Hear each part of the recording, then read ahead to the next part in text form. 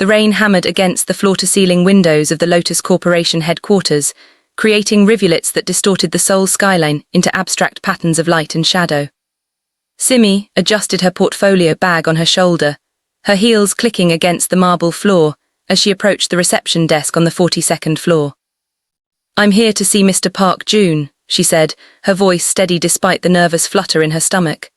"I have an appointment regarding the interior design contract." The receptionist, a petite woman with perfectly styled hair, looked up with a practiced smile.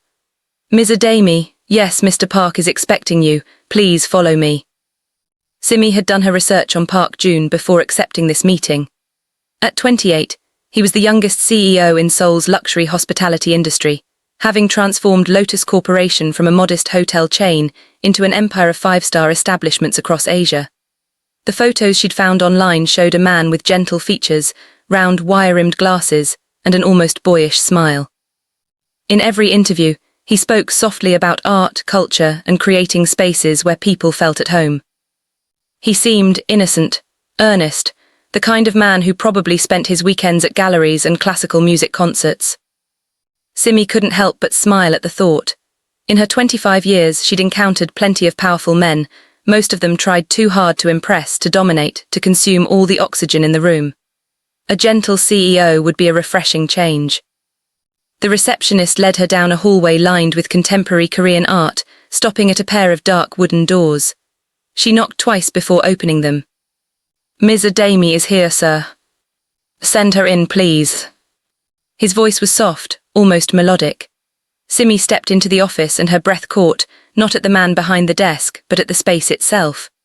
The office was a masterpiece of minimalist design, all clean lines and natural materials, with one wall entirely dedicated to a vertical garden that brought life and oxygen into the space.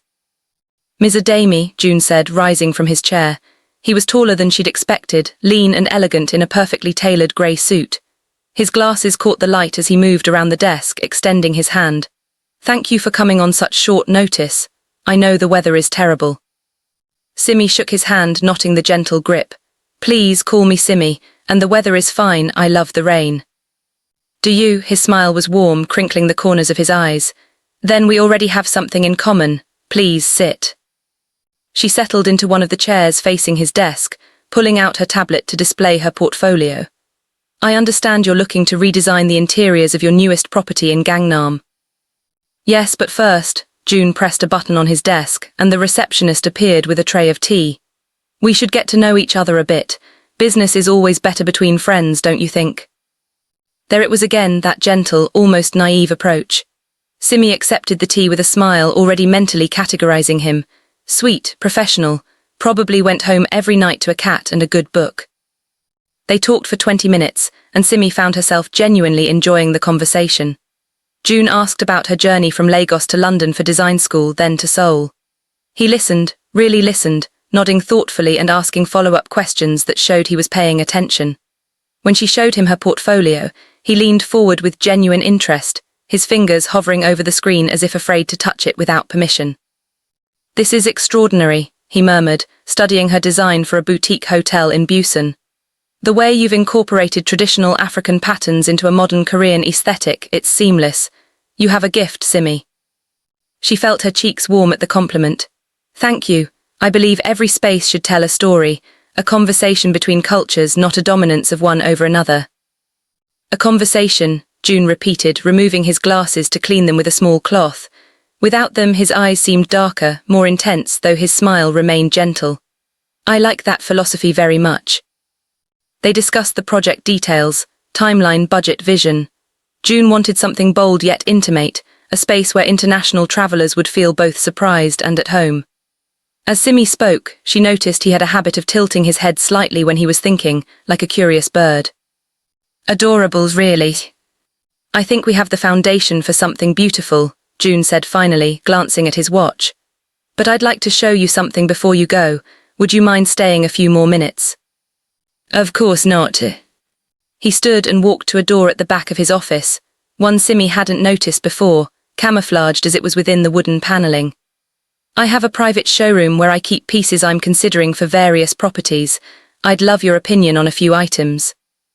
Simi followed him, her curiosity piqued. The door opened onto a dimly lit corridor, much narrower than the spacious office they'd just left. Their footsteps were muffled by thick carpeting as Joon led her forward. "The showroom is just at the end," he said over his shoulder. "I apologize for the dramatic approach.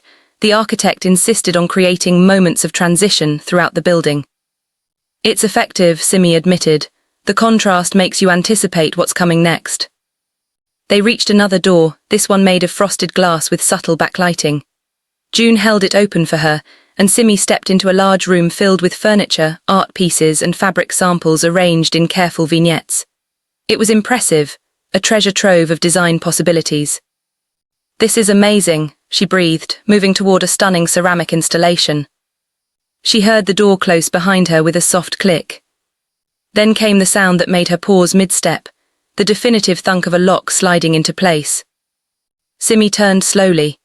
Joon stood with his back against the door, one hand resting on the lock mechanism. He was still smiling, but something had shifted. The gentleness remained, but underneath it now she could sense something else, something that made the air in the room feel suddenly thicker. "The lock is automatic," he said, his voice still soft but with a new quality she couldn't quite name. "Security protocol. The door will open again in exactly 10 minutes. "I see," Simi said, unsure why her heart had begun to beat faster. It was just a security feature, nothing strange about that. But the way he was looking at her now, still through those wire-rimmed glasses, still with that gentle expression, something was different. He moved away from the door with a fluid grace she hadn't noticed before, each step deliberate and controlled. "You know, Simi," he said, walking slowly along the perimeter of the room, hands in his pockets, "I really do admire your work. Your portfolio is exceptional. But that's not the only reason I asked you here." She stood very still, her designer's eye knotting despite everything how the light in the room created interesting shadows across the planes of his face. "What do you mean?" "You've been asking questions," he said conversationally, pausing to examine a sculpture. "About Lotus Corporation, about our expansion patterns, about certain properties we've acquired in neighborhoods that most luxury brands avoid." Simi's blood ran cold. She thought she'd been subtle. The questions had been casual, worked naturally into conversations with hotel staff, tucked into emails about design specifications. She was writing a feature article about urban renewal, that was her cover. How had he? "I'm not upset," Joon continued, turning to face her fully now. He removed his glasses, folding them carefully and tucking them into his pocket. Without them, his face transformed. The softness remained, but now she could see what had been hidden: sharp intelligence, absolute control, and something that looked almost like amusement. Curious, certainly, but not upset. "I don't know what you're talking about," Simi said, forcing her voice to remain steady. "I'm an interior designer. I ask questions about buildings and neighborhoods because that's my job." "Of course," he agreed, moving closer. Not threatening, he maintained a respectful distance, but she was suddenly aware of how alone they were. "And you're very good at your job, both of them." The emphasis on both hung in the air between them. Joon walked to a small bar cart in the corner and poured himself a glass of whiskey. He held up a second glass in silent question, and despite everything, Simi found herself nodding. He poured generously and crossed the room to hand it to her. "Tell me," he said, "who sent you? Which organization is interested in my business operations?" Simi's fingers tightened around the glass. Every instinct screamed at her to maintain the cover, to play innocent, but those dark eyes watching her suggested that ship had already sailed. Still, she had to try. "Mr. Park, I think there's been a misunderstanding." "Joon," he corrected gently, taking a sip of his whiskey. "Please call me Joon. We're past formalities now, don't you think?" He moved to sit on the edge of a velvet chaise lounge, crossing one leg over the other in a posture of complete relaxation. But Simi had interviewed enough dangerous people to recognize the facade. He was coiled spring beneath silk. "I really am just a designer," she insisted, "if I've somehow—" "3 weeks ago," Joon interrupted, his voice still maintaining that soft, almost musical quality, "you had coffee with Kim Min-jun, the head concierge at our Itaewon property. You asked him about the renovations we did to the basement level, specifically about the reinforced doors and the upgraded ventilation system." Simi's stomach dropped. "2 weeks ago," he continued, "you visited our Gangnam location and spent 40 minutes in the parking garage, supposedly taking measurements for spatial flow analysis." But the security footage shows you were actually examining the entry and exit points, counting cameras, noting blind spots. I was doing my job. And last week, Joon said, leaning forward slightly, you submitted a request to access the architectural plans for our newest acquisition in Yongsan, a building that isn't even publicly associated with Lotus Corporation yet. Tell me, Simi, how did you know we owned it? The room felt smaller suddenly. Simi took a drink of the whiskey, buying herself a moment to think. She'd been so careful, or so she'd thought. You're very thorough, she said finally, changing tactics. Denial clearly wasn't working. I'm impressed. That's not an answer. Neither is locking me in a room and interrogating me. A smile flickered across Joon's face, not the gentle, boyish one from earlier, but something sharper. I'm not interrogating you, we're having a conversation. The door will open in. He checked his watch. 7 minutes. You're free to leave then, but I think you might want to stay. And why would I want to do that? Because you're not going to find what you're looking for, Joon said simply. Not the way you're going about it, but I might be willing to give it to you anyway. Simi studied him, her mind racing. This was a trap, it had to be, but what were her options? She could maintain the cover story, leave in 7 minutes and abandon months of careful investigation. Or she could take the risk. I'm freelance, she said finally. No organization, just me. Joon's eyebrows rose slightly. A freelance investigative journalist with a legitimate interior design career as cover. That's ambitious. What's your angle? Exposing corruption, money laundering, human trafficking. The way he listed them so casually, without a hint of defensiveness, told Simi everything she needed to know. He wasn't going to deny whatever illegal activities Lotus Corporation was involved in. He was simply assessing the threat she posed. Urban development, she said carefully. The gentrification patterns in Seoul over the past 5 years, how certain corporations, including Lotus, have acquired properties in traditionally working-class neighborhoods, displacing long-time residents. I'm documenting it. It was true mostly, just not the whole truth. Joon tilted his head in that bird-like gesture she'd found so charming earlier. Now it reminded her of a predator calculating angles of attack.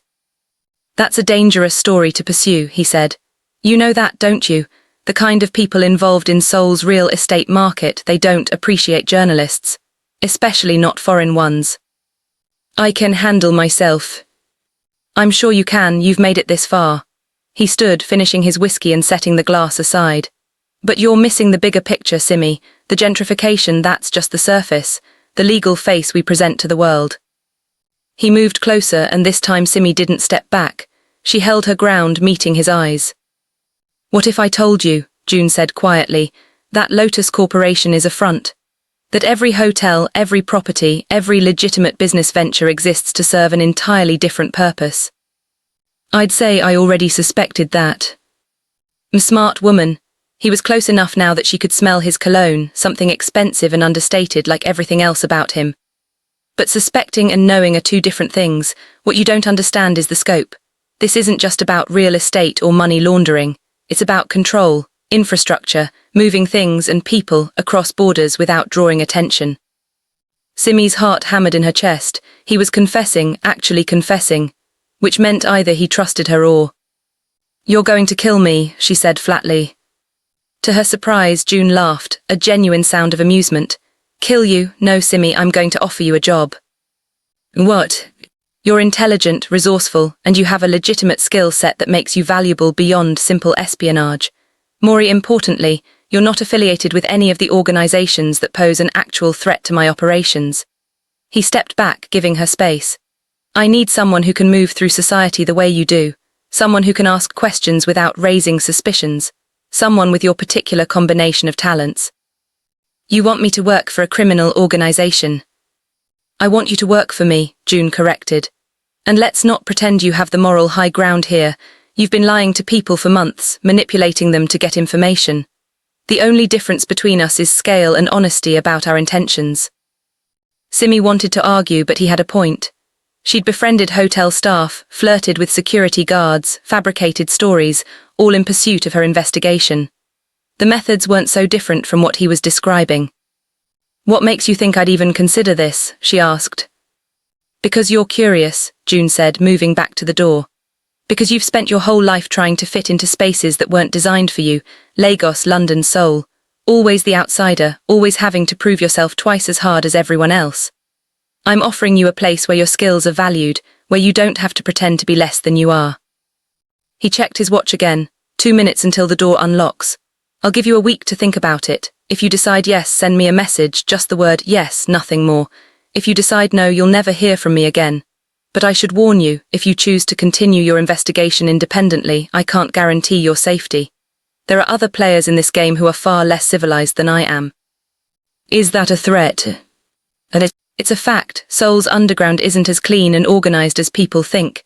There are rivalries, territorial disputes, organizations that would kill you just for asking the wrong questions in the wrong place.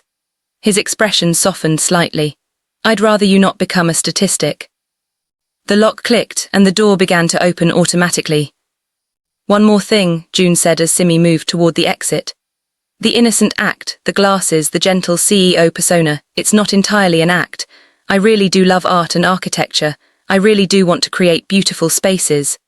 But I'm also very good at what I do, and what I do requires a certain amount of compartmentalization. Simi paused in the doorway, looking back at him.